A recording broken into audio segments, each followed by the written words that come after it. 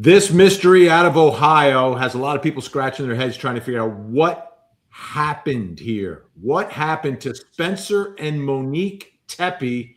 He's a dentist. She's a stay-at-home mom. They've got a 1-year-old, a 4-year-old. They've been married for 5 years, living in Columbus, Ohio. And something happened between 2 and 5 a.m., and they're no longer with us. The children are orphaned, but this mystery makes no sense. It just does not make any sense. And now the police chief has spoken again, and there's some things that have you scratching your head a little bit there. You want to believe that they're on the case and they're uncovering things, and I hope that they are. I believe that they can. This seems like a case that should be able to be solved. I'm Vinny Politan. Great to see you. This is a podcast we call the Tangent Podcast. Along with me, Albert H. Wunsch III, Esquire. Greetings, Tangenistas. Viva los Tangenistas! Hola. And the radio legend, the one and only Jonesy. Greetings from Asbury Park, New Jersey. And ladies and gentlemen, what you are about to experience is, one second. I had it all set up. It was like, here we go. And then it wasn't there. Ready? Take two. Take two. And the radio legend, the one and only. Wait for it. Wait. Scroll. The boys are marching.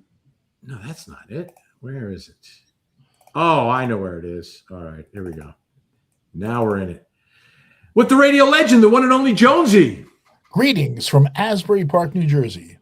And this is the Tangent Podcast.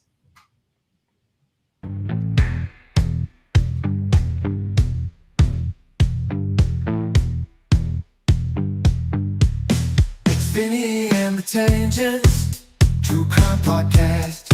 Vinny has the blue eyes, Al cracks the jokes.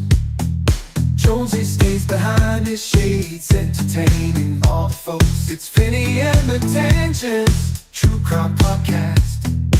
Load up all your comments, hit those super chats. Let's go smash that like button, so we can all have a blast.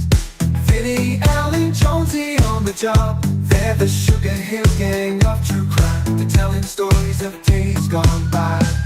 They take crime and turn into a good old time. It's Vinny and the Tangents, True Crime Podcast.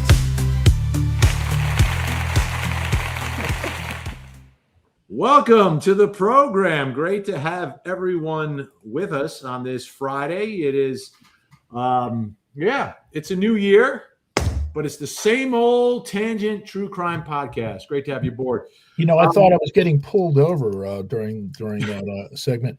I didn't know if that was a new sound bite or if Jonesy was getting pulled over. Well, that's the thing. Have you guys ever heard like sirens in a song while listening to the radio, and you start looking in your rearview mirror? Oh yeah, it happens. Ohio Fire song, right? Fire does it, yeah. Yeah. All right. So let's talk about Spencer and Monique Tepe. One thing that we've seen from the photo that we have up here of this couple seems to be the way they were living their lives, the way it's being described, sort of like very social people. He's a dentist, does a 1-hour commute back and forth to work every day from their home in Columbus. And the reason this case initially started was because he didn't show up to work. The dentist was supposed to be there, did not show up. He's I guess one of these guys that is, on time, ready to go, and wasn't there. And almost immediately, the folks at work were very, very concerned. Yeah, and which is, I got to tell you, the amount of concern for tardiness was remarkable. I mean, to the fact that they were calling 911. I mean, which either it just demonstrates that this guy was just so punctual and that he was never late and that he was always on time and that, he was always always in contact and this, that, the other thing, because I mean, if you did that in my office, there'd be 911 be called every day. Are you saying some of the folks in your office show up late, or you show up late? No, I show up late. Okay? You show up late. But I mean, because I work nights, so we have night court and stuff. So sometimes I'm not going to be in here at 7:30, 8 o'clock in the morning. The office opens at 7, Right. so, and I'm never here at 7. Al, can we put a camera on your head for night court? That would be so much fun to watch. Who would not watch Night Court with Al Wunsch? I would be happy to do it. Unfortunately, I don't know if we can. I think I've told the story about the fact that CNBC Studio was here, and John McEnroe got a speeding ticket and a careless driving ticket. Right. And he wanted to plead not guilty, and he would only plead not guilty if he was allowed to bring his camera crew into the courtroom for the trial. And the administrative office of the courts denied that request. Why? Because they did not want to have that being done. Apparently, this was before COVID, and so with like Zoom and stuff like that was not being used in the courts, and they denied the request. So he ended up just pleading guilty, which I was very upset about because I would have loved to have been able to have that trial. It would have been a fantastic trial. Danny Provenzano was a Court TV case many years ago, and had we gotten cameras in Bergen County, he was going to plead not guilty just because he wanted the publicity. Yeah, he was my client. And then he ended up, pleading guilty. Yeah, he took a deal. He took a deal because there were no cameras allowed. So they're very, and my guess is he's very responsible, right? Like if he's going to be late, he calls. Yes. He doesn't show up. They can't get in contact with him. They can't get in contact with his wife either, Monique, who's a stay-at-home mom with a 1 and a 4-year-old. You've got a 1 and a 4-year-old. You're likely home in the morning, and he's a dentist, so there's patients waiting. So this is totally out of character. So they suspected that something was happening. In one of the calls, the boss of the office, who happened to be on vacation, calls 911, but is also trying to get information. Were there any car accidents? Because he's thinking, well, maybe you got into a car accident or something happened. Now, let's take it to the next level, though. Is there anything suspicious about people being concerned that quickly when the dentist doesn't show up to the office? That was my initial. If you recall, Vin, our on closing arguments, we had this discussion on Monday night, and that was the one thing that stood out in my mind as sort of suspicious, that they would have automatically started calling at like 9:05. We can't find him. He's not here. Blah blah blah blah blah. Going to 911. I mean, and even the boss's phone call from Florida is really kind of bizarre. Like, why would you be calling 911 for this kind of information? You could call the local police. Okay. He may have called local police. He may not have called 911. I'm not sure. Exactly. Well, I thought he did call 911 because I think I thought I remember hearing the 911 operator who you can tell is getting a little PO'd because he's getting so many she was getting so many 911 calls from, we just spoke to someone, 10 minutes ago. It really, I mean, I guess it's great to have that kind of concerned friends and concerned coworkers that they are, going out of their way to find out where you are. But it didn't sit well with me. It just seemed a little bizarre that it would go to that level that quickly. The next day, yes. Maybe 3 hours, yes. But he's not there at 9 o'clock, so all of a sudden we got to panic. I thought that was suspect, and then I told myself in these days of cell phones and everything like that, maybe they had a point, but when I initially heard that, like, what the hell? And granted, he usually gets to work at, if I'm not mistaken, it was like at 8:30 or something. But 9 o'clock and 8:30 is not, there's not that much of a difference between that. And to me, 8:30 could be 10:30, the way I get up. Yeah, but it's not the olden days. Like you said, cell phones, like everyone has their cell phone with you. You can text. And if you're a doctor, like he's a dentist who has patients, there could be like an emergency root canal in there, right? So Gritty Gret 1201 says a wellness check, very, very understandable in the medical dental office, right? So it's, if I don't show up to work, it'll probably be the same thing because they're going to need someone to host the show, right? So they try to call me, but before they call 911, they're probably going to call Julia Janae or Cody or Michael Ayala or Ted Rollins to fill in, because that their first concern is getting someone in the chair to do the show. Then their second concern is, all right, what happened to Vinny? Where is he? Right? Notice what they're preoccupied with getting someone there first, and then you are then the second thought. Yeah.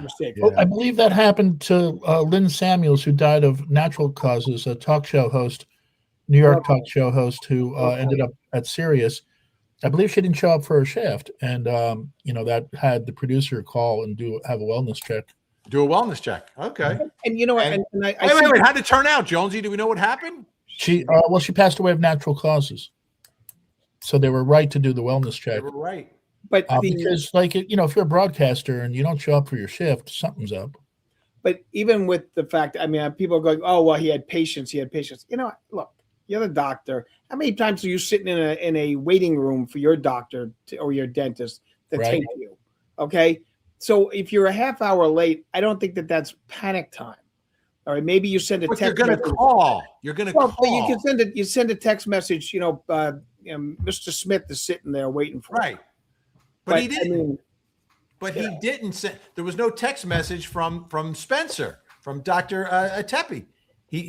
So there's no communication, nothing from the wife. Oh my goodness, what's going on? What's the deal? And you have to remember also, the office is like an hour 20 away. So it's not like he lives around the corner and, you can send Susie from the front desk to go drive by the house.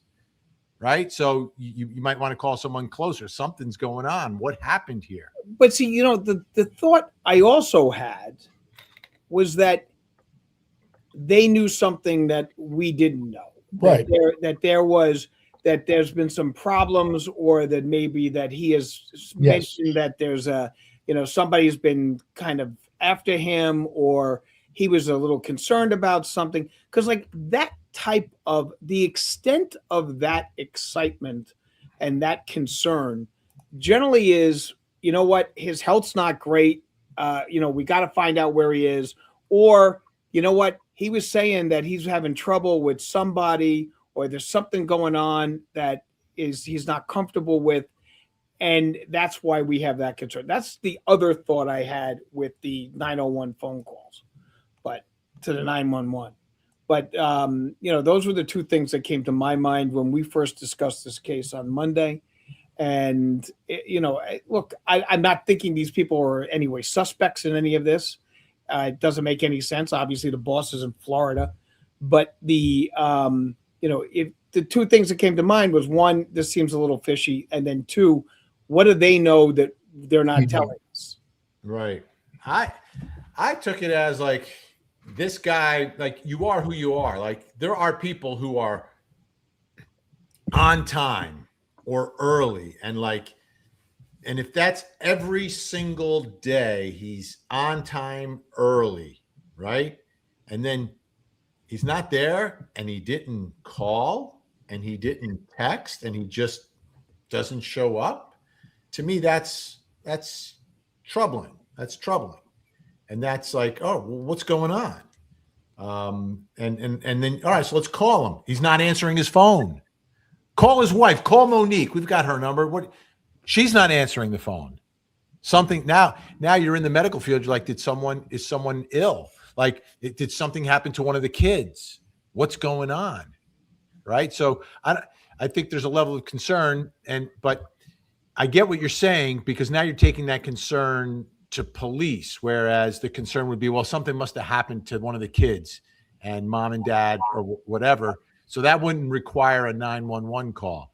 That would be the first thing that would go through my mind, is that one of the kids, something happened to the baby or something, and they are just in panic mode and don't even have time to call or answer the phone. But even the boss's comment, if there's any accidents that went on. It was really quite bizarre to me that Are you jealous that your people wouldn't call? Wouldn't call. Are you kidding me? They'd be having a party. They changed Right. the lock on the door. Okay, that's what would happen here. So I mean the party would be started. The blender blast would be going as soon as I didn't show up at by noon. But Yeah. you know, it just seemed to me a very bizarre amount. Now, look, granted, maybe people from Ohio are very, very considerate and very lovely and wonderful. The most presidents of the United States come from Ohio. So, I mean, it's something that, you know, I can say that's wonderful that they take this kind of concern. It just, to me, just seemed a little like this wouldn't happen in Jersey. All right. Mike Goldstein, 7-Eleven-2. They were concerned because they knew he lived in an unsafe area. Well, that is a valid point. That it's not an unsafe area, but it's kind of a mixed neighborhood that is being gentrified, but not completely. The park area where they live fairly close to is a known gang area, a known drug area. The crime in that area seems to be more, though, towards property as opposed to violent crime, but it is not the best. It's not the best area. It's not a terrible area. I mean, he lived in a $500,000 house.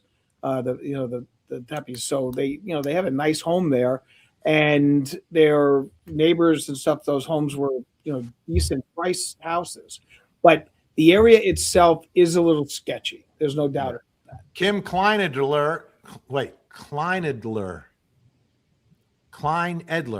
Kim Kleinedler.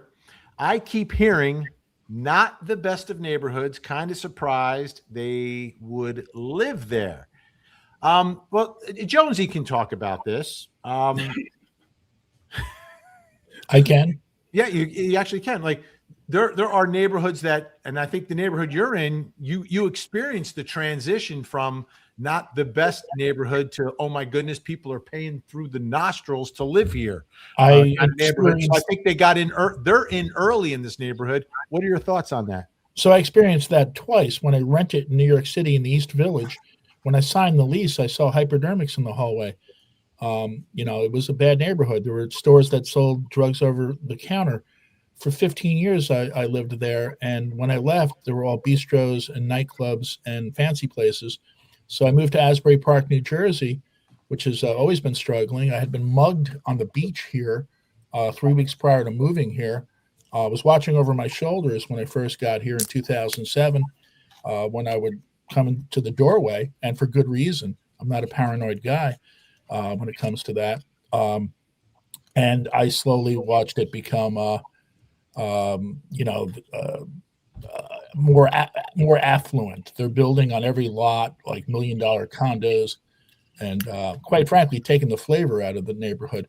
But yeah, that's how it was to begin with. And there were a lot of people who moved here, bought really beautiful Victorian houses, fixed them up because they could get in here at a desirable area and hope for the best, hope that it becomes a better neighborhood in time. And it has become a safer neighborhood. I won't say a better neighborhood because it's lost a lot of its cool. Okay. Anita Hurst, 4470. I work for a dentist, and if he was an hour late, we would call the wife. If she didn't answer, you bet we call 911. Well, I mentioned Monday night when we were discussing this case that dentists do carry drugs with them, that dentists do carry gold with them.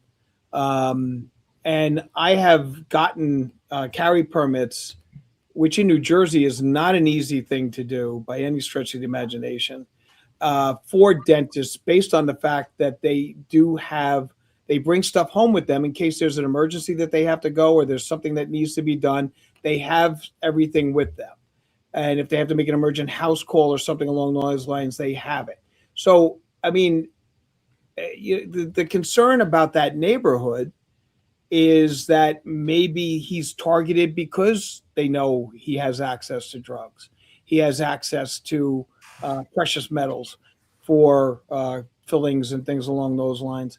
It's certainly plausible that he could have been targeted in that way and was they wouldn't abide by it, and that's why they ended up, doing what ended up happening to him.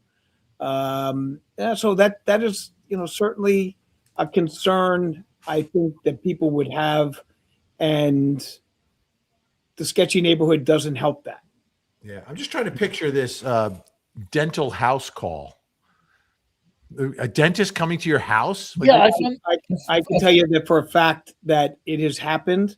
I have a dentist that lives 3 doors down from me, and he's one of the ones I got a gun permit for, a carry permit for. And in an emergent situation with regards to my son, it was 1:00 in the morning, and I called him, and he came running over, and he was able to, at least help out the situation. Did you bring one of those little doctor bags? Yeah, well, he's got one of those. That's what they have, and that's what they carry. That's what he was carrying his drugs with and stuff like that. I'm really surprised by that they would take drugs home or have drugs in their home. And I certainly believe you. You have experienced it yourself, but it's surprising to me that any kind of doctor would keep it in his private home. Yeah, it's a situation, like I said, that the other thing is too, a lot of dentists go to different offices, so not all offices. You know who used to do that? Adelson, Charlie. There you He go. was a traveling dentist. You're right. He was a traveling dentist. He worked out of the office, but then he would go visit other offices. A lot of dentists do that. He probably had a little bag filled with some stuff too. Hey, let's do this. We've got the police chief. This is new. The police chief sat down and gave sort of an update. Let's take a listen to what she had to say. This is the Columbus police chief. Profile case of the year. What is the latest in the double murder of the Teppes? Yep. So obviously this is a national news case. I just want to preface that by saying that we think that every single case that we have is high profile. We care about every single case that we have, which is why we don't just stop when a year ends, we don't stop investigating it, which is why we have 30 additional cases from previous years that are solved. Our detectives work diligently to close every single case, to bring justice to every single family, which is why we have 100 homicides solved last year. In this case in particular, what we do know is that obviously we received a call for a well-being check related to the 2 victims involved in this case. There was an officer that was dispatched to go to that well-being check. Unfortunately, he did respond to the wrong location initially. He went to the wrong location, and in him believing that he was at the right location, he did everything that he was supposed to do. Knocked on the doors, checked the backyard, did all those things, but it was not the right location. Approximately about maybe 40 minutes later, we had received another call because the co-workers of one of the victims stated that they had not reported to work and they were really concerned, so they went to the house, and that's when subsequently the bodies were found of the 2 victims as it relates to this case. We are working very diligently to try to solve this case. We know that people are concerned, and we know that people have a lot of questions. What we're asking for is patience as it relates to this investigation. Let's start first with the wrong address. Not a big deal, but does sort of explain now what happened here, because the neighbors and people were showing up, were hearing children inside crying and screaming. And how did police miss that? Like, how did they not hear that? How did they knock on the door and didn't hear the children? So they went to the wrong, and there might have been some miscommunication with the address, because it's not the homeowner who's reporting it, right? It's not a call from the home. So something may have been lost in translation. But to me, that explains one part of this that had me a little confused, which was, why did the people who showed up hear children inside and the police who did the initial check not hear it? And that at first made me think, well, did they even go? Did they even go? Right? But now we know they went to the wrong address. Well, that happens. And it may be their fault. It may be someone else's fault. To me, it's water under the bridge. But it explains an important fact in this, which was the concern of the neighbors, to the point that it seems that they got inside the house before anyone else. And I don't know how they got in the house, because one of the 911 calls is describing the body hanging off the bed. The bedroom is up on the top floor. Here, I'll put a picture of the house here so you can see. It's an up and down house, 3 levels. Let me make it bigger. One moment. Here we go. So it's an up down house. So you go up a few steps in the front and you're in the main level. That top level is where the bedrooms are, and that's where he's found. And there's a phone call from someone saying he sees him on the bed. The only way you're going to see him on the bed is if you're inside. So they must have somehow, some way made entry into the home, I believe.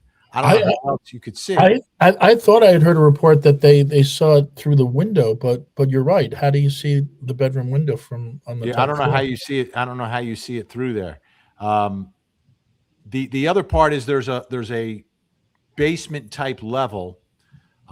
There's no access to that level from outside, and if you go to the back of the house, there's windows that are partially above the ground, but they're down low near the ground. So that's the bottom level. This is the main level where you have the living room and the kitchen, and then you go upstairs and you've got 3 bedrooms. So the description of him in the bed, they must have made way into the house, which brings another question to me that I don't understand, right? And this I've been thinking about this a lot. They keep saying no forced entry, no sign of forced entry. But if one of the 911 callers got into the house before police got there, how did they get in the house? Yeah. Did they get in the house without forced entry also? Or how would you know there wasn't forced entry? Like, wouldn't there be evidence of forced entry from the person who got into the house before police got there? That part I don't understand. That part has not been explained. And that is a very valid question. Let's see if the chief answers it. I'll put her back on. We want to make sure that we don't compromise the integrity of this investigation. So when we finally identify a suspect and it goes to trial or it goes to, we want to make sure that there's nothing that could cause this case to be dismissed or cause this case to be kicked. So we're looking at every single tip or every single information that comes in. We leave no stone unturned. We're investigating it, but there's only so much that we can share at this point. We released a video of the person of interest that we're looking for, the person that we know that was in the area at that time. We're asking the community, we're asking the public, if you have any information, if you think you know anything about this person, please contact us. Please call us. You can email us. You can call us. You can call Crime Stoppers. Even if you don't think it's something that's relevant in that moment, it may have been something you saw last week. It may have been something that you saw the day before. It could be relevant to this case. Please reach out. Please let us know. So we are asking for tips. We have received numerous tips as it relates to this case. All right, let me get to the video now so we can talk about that for a second. Let's get back into this mode. All right, here's the video. I'll start it from the beginning. Here we go. Now, this is him walking in the alleyway 1 block north of the house, but walking towards the house. So he's walking north to south. North to south. It's 23 degrees. Does he look like he's hiding himself, or does he just look like he's cold?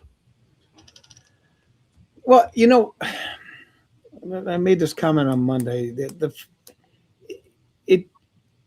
It demonstrates to me that if this is the guy, then he's not an amateur. He's very professional with regards to his actions, because he's doing exactly what you're supposed to be doing under those circumstances. He's not running from the scene, which would. No, he's going towards. This is before. This has Well, to be. what I'm saying is, but even so, it's got to be before. But every time when you take a look at a guy like this, the way he is walking, okay, the way he is keeping himself down low, he's not showing himself. That demonstrates to me somebody who has some savvy, that is smart enough to know that there's cameras in the area, smart enough to know that if he's running to it or if he's parking his car in front of it or anything along those lines, it's going to send up flags and it's going to make it more, susceptible to being caught. He's doing things the way a professional would do it if it was going to be a hit. That's how I look at it. This isn't a How break. about where he's walking? Because there's obviously this is not where the fronts of the homes are. This is kind of built like in a different way, but like Celebration down in Disney and a lot of communities now. The front parts of the house, where you walk in. It's the main road. Then there's like alleys where the back of the homes are, where the driveways are, the garages are. That's where you put the garbage. So the community always looks pretty from the front because the trash is kept in the back. The driveways are in the back. So the fronts of the homes in the community look beautiful, meticulous, and perfect. Why do you think he's walking? Is it suspicious that he's walking down the alley to wherever he's going, as opposed to the regular street where the fronts of the homes are, where everyone's got a camera? Well, I just going off on this a bit. When one of the family members is saying, listen, I don't think this is, anything of importance, that this is probably just some guy walking home drunk from a bar. That's just that absolutely suspicious to me too. Why would anyone be trying to downplay the significance of this individual? Because this individual may have information that may be important, even if it's not necessarily the suspect. So I was very surprised to hear I believe it was the brother saying, I think you're making a big deal out of this. This is just a guy coming home from the bar drunk at 3 a.m, which is another interesting thought, that they have drunks wandering around at that time of the morning in between your houses. Well, there's one bar that's about a 5-minute walk away that closes at 2:00 on Monday nights. Okay. Well, I'm with you on this, Albert. If it were a loved one of mine, I would be like, oh, wow, what is this? Who is this? I wouldn't necessarily dismiss it. Well, he didn't dismiss it, but I think he kind of left it up for an option. He said, yeah, it could be, it's a point of interest. It may not be the killer. It could be somewhere else. I mean, I think that can be interpreted two ways. It could be interpreted like, throwing a little cold water on this, or saying, listen, this isn't the end of the case. If you have any information about anything else, it may be relevant also. Mm-hmm. Somebody had commented that how could this guy have been a professional if he left the shell casings? Professionals leave shell casings in a lot of instances. They just make sure that the bullets are put in not with their fingerprints on it and things along those lines. But it's very difficult to be trying to scrounge up shell casings that can go all over the place in the area. So, the fact that there were shell casings left is not demonstrative that this was not a professional. So, and if you take a look at the way this guy is walking, and this guy is put himself in such a way that you cannot get a facial recognition of him based on what they're showing there. And it is fairly clear, this, and walking, okay, not running, not parking in front, not parking nearby, not anything along those lines, coming into the neighborhood, okay, just being very, very nondescript. That demonstrates to me that this guy's got some experience.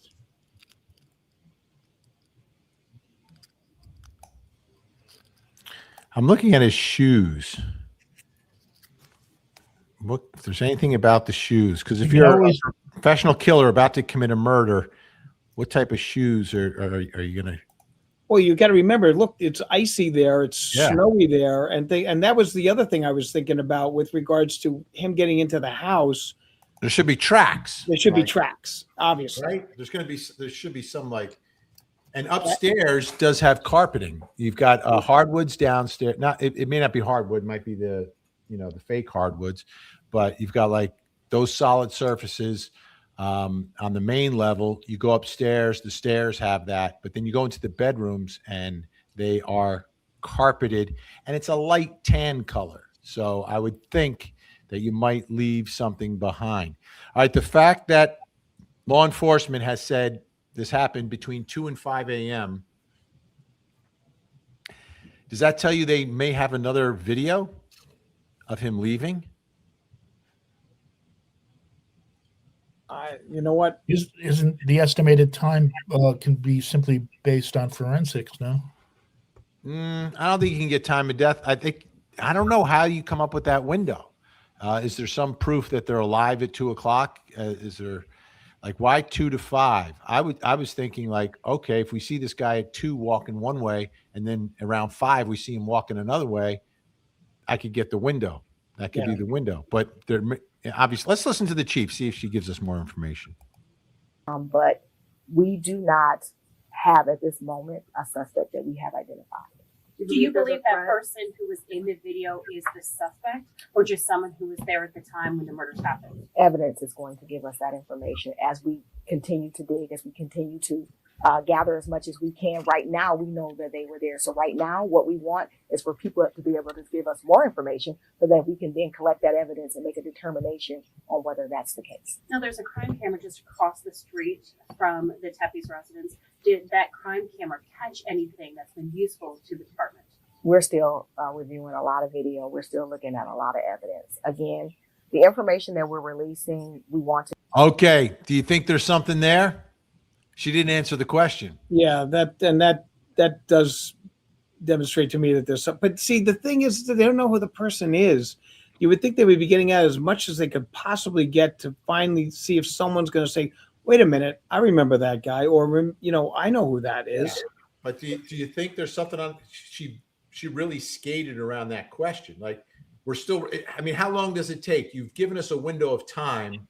The crime camera, it takes 3 hours to review 3 hours of video. It doesn't take 2 weeks. Like, so what do you make of the statement about the crime camera? Because it's up there on one of those poles. They have them all over Columbus. There was a camera right in front of the house pointed in that direction.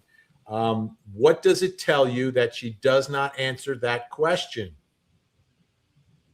I think sometimes law enforcement does not answer a question, not because they don't want to give you the answer, but because they want the suspects to think they have more than they actually do. That, so that they end up doing something stupid or they end up making a mistake that comes out to play. I think sometimes they play a game where they're going to let you believe they know more than they actually do. And that gets suspects very nervous. And if it is something more like, if this is a gang hit or something along those lines, and I'm not saying it is, but in case that it is, then you all of a sudden now have a situation where people in the gang may be going, wait a minute, they know something we don't, and then all of a sudden the guy ends up disappearing. Gringa L, Happy New Year, you bunch of crime nerds. Nerds. I have never had that phrase thrown at me ever. Gosh darn it. Let me see. I'm just checking comments real quick. All right. But you do have pens in your pocket all the time. Yeah, but that's superstition. To be as transparent as possible and release that. But there are some things we're just not going to be able to share at this time related to the investigation. Okay, they've got more she cannot reveal. She's admitted they've got more that they can't reveal. But she may not have more that she can't. Yeah, she just said she did. You calling her a liar? Yeah, the police are allowed to lie. That happens all the time. That's part of that's part of their ability to get information from people. Okay, they always do that. How many times you go, well, you know what? Let me tell you something. You want to stay quiet? Your partner over there is in the cell singing like a canary. They did that. They did that a lot yesterday on Law and Order. It's selling you out like there ain't no tomorrow. And I like you better than I like him. So I'm going to give you the chance to be able to get yourself out of this, because I can't believe you're the one, because he's saying you're the one who killed him. Okay. And they lie all the time. They're allowed to. The Supreme Court has given them the right to do that. You just called her a liar. You're telling me she's lying. That's called good police procedure. Okay. Gen X, part of the Mod Squad. Yes, there's bound to be more cameras with the man walking. They've got more video of this. Sure. Folks, I just have a quick break. I have a call I have to take. Oh, Isn't Al that has left the building. must be a judge? Isn't that what they normally do? Like they see you walking on a video here, so they go to the next block and the next block and the next block. Absolutely. And then did they walk back? Where else did they go? Can you track? That's what they did up in Providence. In that case, they were able to sort of track it as best they can. But it seems Columbus may have more cameras than they did up in Providence. Let's listen to more of the chief. But what I can tell you is that we are looking at so much video information and so much content that we're still combing through. So we don't have all the answers. And so our investigators are diligently working. They're still gathering information. And as soon as we're able to, we're going to provide another update. Has everyone threat to mentioned the community at this time, though? Community at large? I'll add that any homicide investigation is a delicate balance between community safety and investigative integrity. When there's a community safety issue, that's information that we got get out as soon as possible. Our homicide teams have been canvassing the area every single day since this tragedy occurred, and they're making a lot of relationships in the Wyland Park area. The community members have stepped up and they have provided a lot of information. For every second of video, that's every second of video that a detective has to watch. And so when we have tens of thousands of hours of video, detectives watch every bit of that. And that's obviously not an instantaneous lead. Additionally, the chief mentioned a number of tips that have come in since we released that video. And our detectives, we have a great triage system that the tips are sent to detectives. Detectives follow up on all of those tips. Some of them pan out to some additional information and follow up. Some of them are just not good tips, but we follow up on every one. Again, that speaks to the partnership with the community. That speaks to the work. So what I'm describing, the canvassing, the review of video, that happens on every single homicide that our detectives investigate. If there's anything good out of this, it's that people are paying attention to the professionalism of our detectives and the significant work that they do. Okay. Johnny Knoxville. Thank you, Johnny. It's payday for the IT guy. So let's spread the love. Grab a Fresca or mineral water, Vinny. I don't think you drink alcohol, if I recall. That is correct. I'll have some of this blue water. Fresca. My mommy used to drink Fresca, and I got into it for a little while there. I went to a party in the neighborhood the other week. And Fresca party? A what? Fresca party? How about a Fresca? There was Fresca, and he had an outdoor mini fridge. I opened it up, and I'm like, Fresca? Yes. And it was in one of those cute little cans. Uh-huh. So I had a little can of Fresca. And then I went and I got some of the food, and I got one more can of Fresca. Because when's the next time I'm going to drink Fresca? I'm like, this is amazing. That's all I was talking about the whole night was the Fresca. Judge Smales had a nice set of Frescas in his chambers. Hi-oh. All right. Those little 7-ounce cans, they're cute and everything, but I take such big swigs. By the third sip, it's like a third of a swig. Jones, this is what you have to do. When you're drinking out of them, put your little pinky out. It'll make you drink slower. You know, the funny thing is I developed that habit many years ago of extending my pinky when I'm like drinking a cocktail or a beer. And it's just something I started doing because I thought it was cool. I think I saw Rod Stewart do it. And now it's become like secondary. I don't even think about it. But now I can't get my pinky back. Oh, my God. Oh. I can remove my finger. Becky Homa asking, do police have to release all the information to the public? No. Absolutely not, and they never do. And not in an active investigation. Afterwards, it depends upon the state. There's the Freedom of Information Act that you can get stuff afterwards, but active investigation, no. And one of the things also you got to keep in mind is that you're going to have nut jobs that will come in and say they're the ones who did it. So the police keep certain information outside of the public, close to the vest? Close to the vest, outside the media.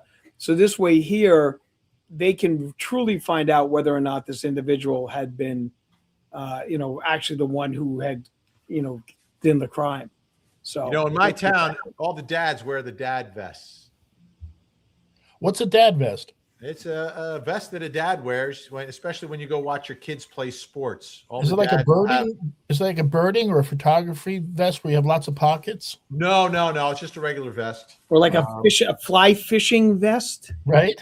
No, it's not a fly. I have one vest that's kind of like this, but it comes with a bottle opener on the inside that I've never used. Oh wow, that's like Yeah. the worst gift you can get, Vinny. Yeah, exactly. Wow. But the dad vest, I love the dad vests. I love taking my sons shopping with me for my dad vests.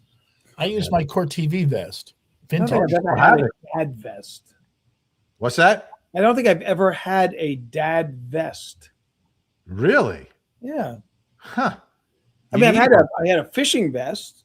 Yeah, but you need a dad vest. What are you gonna like? And usually, like the dads show up at practice. They got the dad vest on. They got their coffee, and they're all talking to each other about the team and the game. Well, maybe because I was always the coach, Vin, I didn't have time to be on the sidelines going out shopping with my children. I was There you out go. there in the muck and the mire. I was never on a team. Grateful 1111. Great discussion. One of my favorite group of guys discussing this case. Thank you, Grateful. We're grateful for you. Thanks, fellas. Here's to a prosperous and healthy new year. Can you tell me what Jonesy's work history is? Was he involved in law enforcement? Oh, Well, I was involved with law enforcement, but I was con. usually trying to get away, which I successfully did, having never been arrested. I'm a broadcaster. I work in radio. I worked at Court TV for 15 years. That's how I met Vinny and Albert. All right. that's a nice little history lesson there, Vin. Yeah. It probably is. We got more to get to here from the police, but before that happens, But before that, Civil War to civil rights and all the revolution fights. World War I and World War II. Al always knows who is who. It's this day in history. This day in history. History. Now let's listen to his story.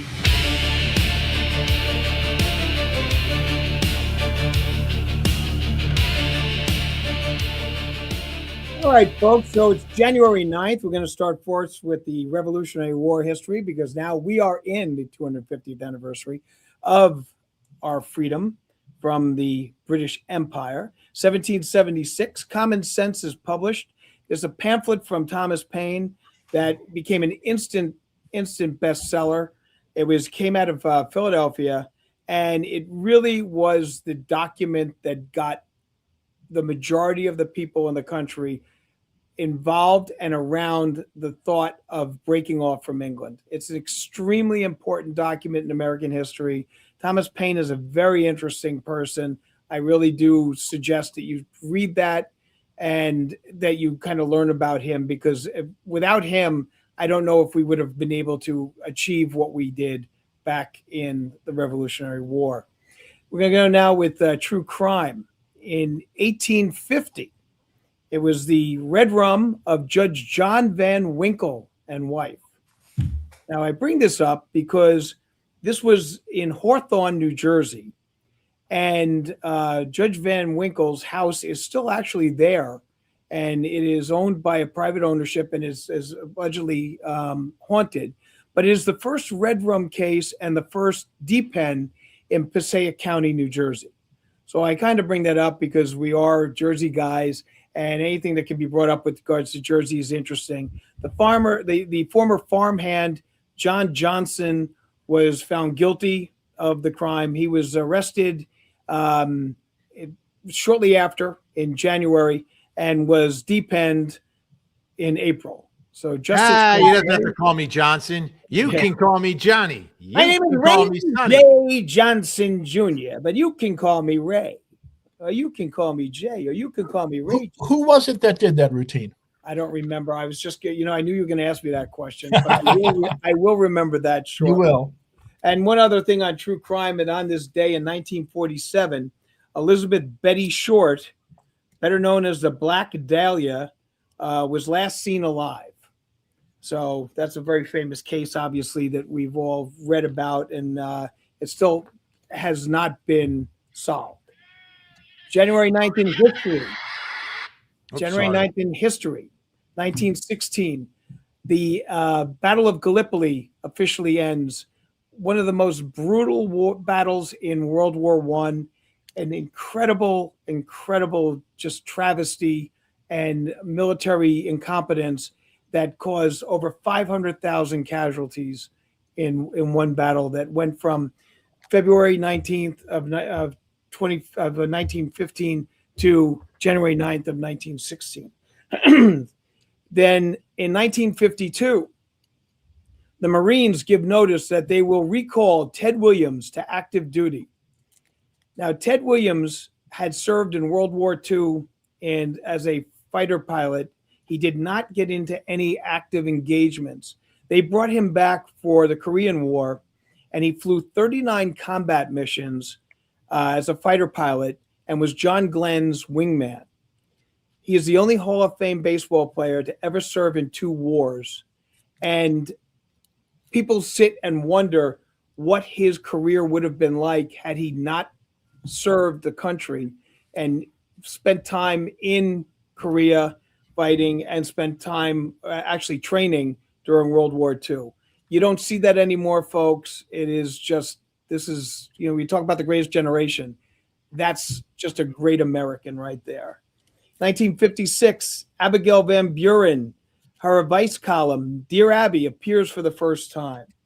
1967, the Monkees' second album is released with these incredible songs: She, Stepping Stone, Mary Mary, I'm a Believer, and Your Auntie Griselda. 1976, one of Jonesy's favorite, Convoy, goes to #1 on the charts. And then in 1991, baseball bans Pete Rose for betting. Very nice. This day in history. Ted Williams, I drove by his house, very modest, in the Florida Keys. I think it might have been Key Largo. Is he the one that's frozen? Yeah. I was going to say that next. The sun froze. What do they call it? Cryogenics. Yeah, there's 2 kinds. One where they freeze the whole body, and the other where they just freeze the head. I think they can only afford to freeze his head. Bill Saluga did the Ray J. Johnson commercial. That's 100% correct. That is correct. Fantastic, and that's important. Oh, that was a commercial. I thought it was just a routine. I think it's a routine that turned into a commercial, didn't it? It was a routine that he used to do in all of he was a guest on all these different TV shows and also on all of these different variety shows that he would come on. He would be wearing the pinstripe suit, the big tie, the hat, and they would always do you could call me Ray, or you could call me Jay, or you could call me RJ, you could call me Ray J. Jr. And they would go, but you doesn't have to call me Johnson. Jane Gorham Mocker says yesterday was Elvis's birthday. Yes, it was. That is correct. I celebrated Elvis's that wasn't birthday. today. It was David Bowie's birthday as well. Yes, that's another one. That's correct. In fact, I did an Elvis special last night. I was a guest on an Elvis special. Oh, very nice. And you've been to I broadcasted from Graceland twice from the Elvis studios there. Once during the on the overnight during the vigil, which was really it was pretty wild because I was in the studio where you could see the driveway, and everybody walking up the driveway would be carrying a candle. They were given candles, so I would see this seemingly floating stream of fire heading up towards the grave area. It was quite touching. But there are also the people that go to those events are also very judgmental. I remember the first time people saying, "You mean this is your first time?" Because they were like it was their 37th or something like that. And Gen X, of course, reminding folks to follow Al on Twitter. And there's the Legal Weapon 3. Gen X, of course, part of our legendary Best in the Business Mod Squad. Hey. The Mod Squad, keeping order in the chat. The Mod Squad, the Mod Squad, spotting trolls who are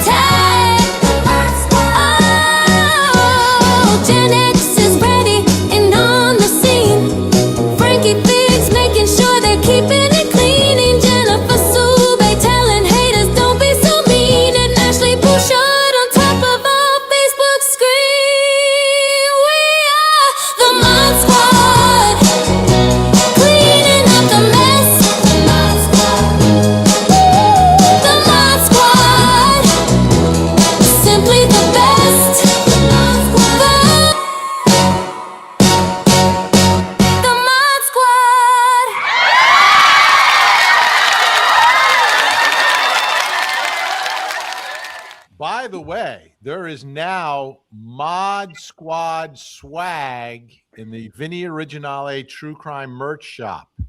It doesn't have to call it swag. You can call it tchotchkes. This is a very huge development in all of this. Let me see if I have any of the image. Do I have any? I don't have any of the images. I have some stuff here. Well, you know what? If Let me it's just cold where you are, you can get an allegedly hat like this, or you can get a winter cap as well. Both available. Just jumping on Bill Salunga again, because this guy actually had a disco hit with the you never call me Johnson. Oh no! He started out. He was in an improv group. I believe it was like the Ace Trucking Company or something like that. Oh, they were great. With Fred Willard. Yeah, that was a group that they were in. So this guy was a very, very, very accomplished comedian. Ace Trucking Company. They would see them on Carson and stuff like that, and they struck me as like kind of a little younger, a little edgier, a little hipper than a lot of the comedy troupes of the time. They were way cool. Yeah, absolutely. Fred Willard was in that group. Yeah, I loved Fred Willard. Big fan of Fernwood Tonight, America Tonight. Oh yes, I mean with him and Martin Mull together was just hilarious. Yes, absolutely hilarious. It was just a great timing there with the two of them. Phenomenal. So, final issue I want to address here is how the person got in the house. Yes. Now, again, I'm caught up on this no forced entry because it seems that a neighbor got into the house. How did the neighbor get into the house? Did the neighbor know the combination? Did anyone else know the combination? These doors, the front door, there's three ways to get in the house through a door. You're looking at two of them right now. There's the front door where you go up the steps and you got the stoop. It's got a combination. Then there is a door. Look to the right. Those front windows are not windows on the main level. Those are French doors. Right. Okay. So you could theoretically climb up there. It's very easy to climb up there. And if that door was left open, you could get through that way as well. There's also a back door that has a combination. It's similar to the front door. So those are the three doors you could go through without, if you know the combination or if they're left unlocked. Like it's either they left the stuff unlocked and were really unlucky that's a random person is going door to door and finds an unlocked door and goes in. Now, the one thing I will say is that 11 days before this happened, somebody was banging on someone's door at 2:30 in the morning. Right. And a woman called 911 because of it. So, but you know what's interesting on that, Vinny? The police did not respond. Yeah, that's the interesting thing about that whole 911 call, because she said, "Oh, he's no longer there." She didn't look through she wasn't able to see him or her or whoever was knocking on the door, but the police didn't even respond, right. Which is a very bizarre thing to me. Yeah. On the Ground is bringing up the issue that we've all been debating, which is I do not think that's right. The person looked through the windows. How are you? The bedrooms are upstairs. We know the layout of the house. The description in the 911 is that he's hanging off the bed.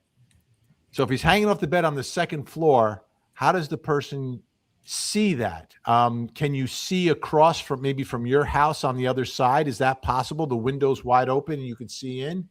Maybe. I mean, I've listened to that 911 and to me, it just sounds like the person's in the house. Yeah, that is and there was talk of forcing their way in and trying to get into the house. I don't know. It is certainly baffling to me. I can't imagine that a couple living with the proximity to that park is letting, and with two small kids, is letting any door unlocked before they go to bed. And it don't strike me as the type that would be so bombed that they wouldn't know that they, weren't able to lock the door. So, I mean, it is bizarre and very interesting question as to how that person could have possibly got in there. But I mean, if it was a complete stranger and a door was unlocked, that is extreme bad luck. Well, you know, like, so, all right. How does a person get in? Forced entry generally means that they kind of break down the door, right? Break in the door. Break the door, break a window. So I mean, unlock. what if you were able to use a credit card to get in that way? That's not necessarily forced, but that's still an entry. It's not a forced entry, but it's still an entry. And if you know what you're doing with regards to, especially these electronic things, if you can somehow get in and either hit the short axis of it or something along those lines and open the door that way, that's not necessarily a forced entry. It's still an entry. But no one said in any of the 911 calls, the door's open, the door's unlocked or whatever. And I got to imagine they would have tried that first. Right. If they hear the kids crying inside. Exactly. So, And the caller says, should we force open the door? and this may be some of the information that the police are not letting out. Right. But the only question I have though is on the French doors in the front, because I don't think you would necessarily like shimmy your way up there to see if it's open or not. I don't know. But they may be the easiest doors to pick to get open. Yeah, could be. But and again, the front of the house though is where that crime camera is. So a lot of us are thinking it was a rear entry Yeah, well, that was coming probably- down the alleyway, which is consistent with the guy walking down the alleyway. And it is more. It would make more sense that he would come in through the back as opposed to in the front, where possibly cars or police officers are driving by. I mean, they did say that there was, police presence in the area. It has to be. I mean, like I said, that park is a known gang area. And even though violent crime is down in Columbus last year, the property crime was up substantially. So you know that the cops have to be doing something driving around. Nothing was taken. That's the other bizarre thing. But to our knowledge,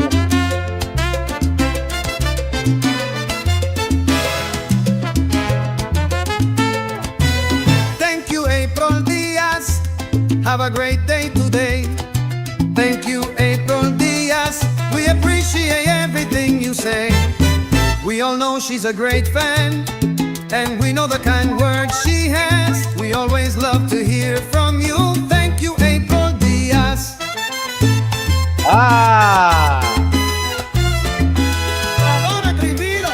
Yes, thank you, April Diaz. Arriba, arriba. Hope you handsome three and all chatters have a great 2026. Oh, shucks. You too. You Muchas too. gracias. April Diaz in the house today. You know what? That reminds me. well, No, it's not bad. No, just reminds me that it's almost time to go.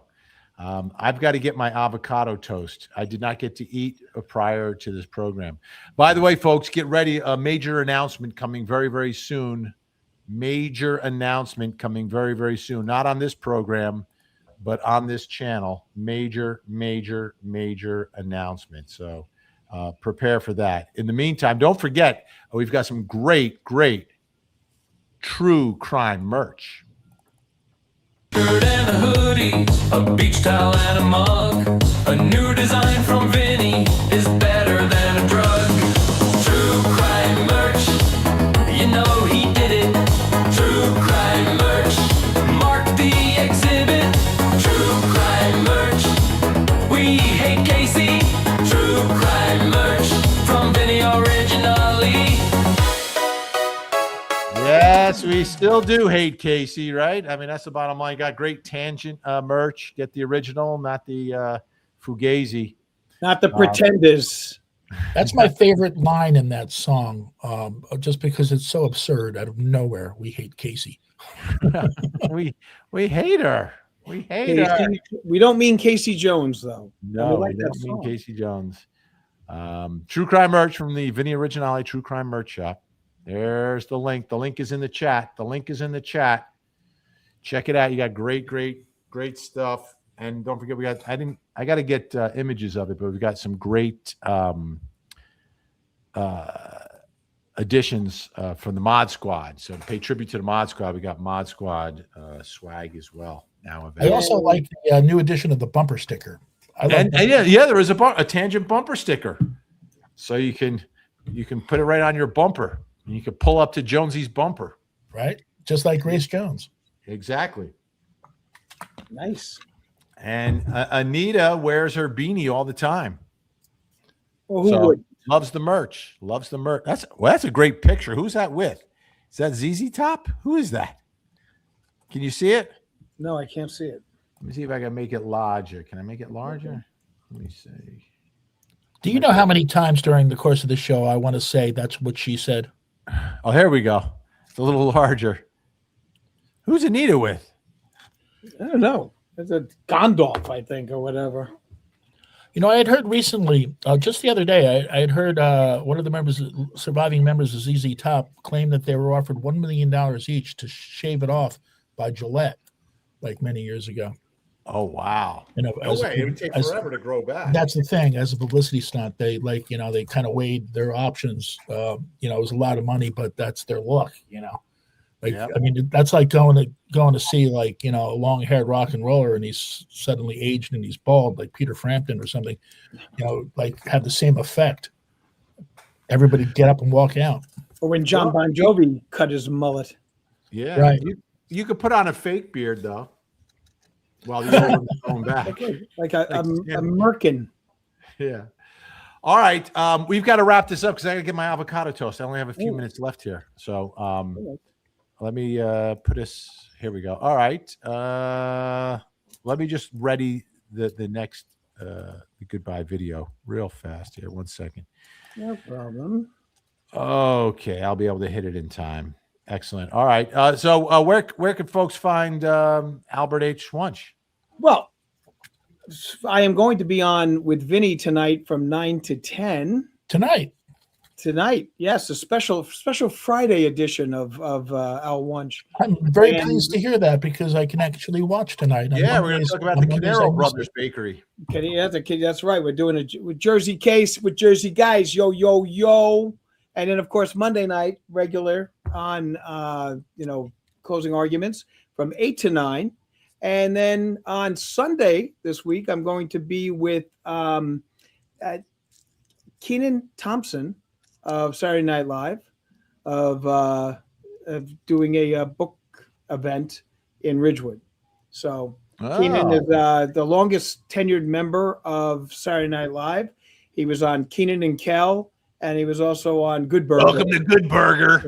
Home of the Good Burger. Can I take your order? That's right. So get a chance to go see him. He's a great guy, a lot of fun, very, very nice. Be taking pictures and everything else. So that'll be Sunday. So, and I'll see you guys tonight. Watch it 9 o'clock to 10 o'clock. And Jonesy, where can folks find the radio legend?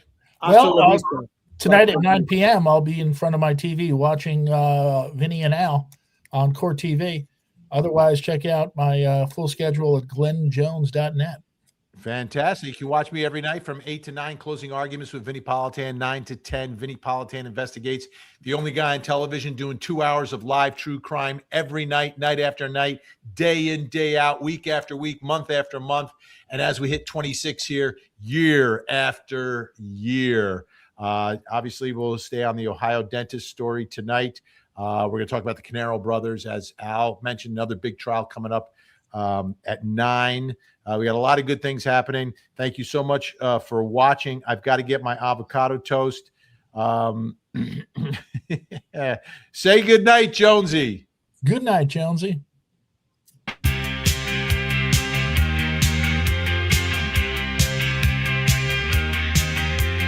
night, everyone. Good night.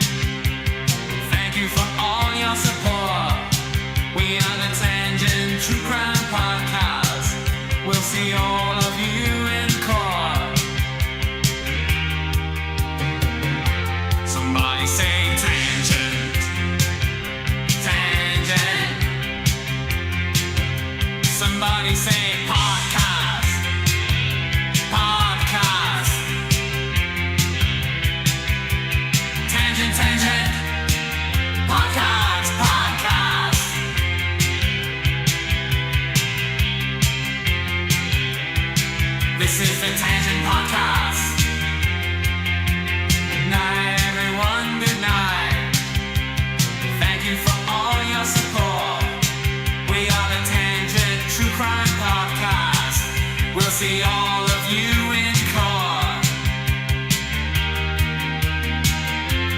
Somebody say tangent.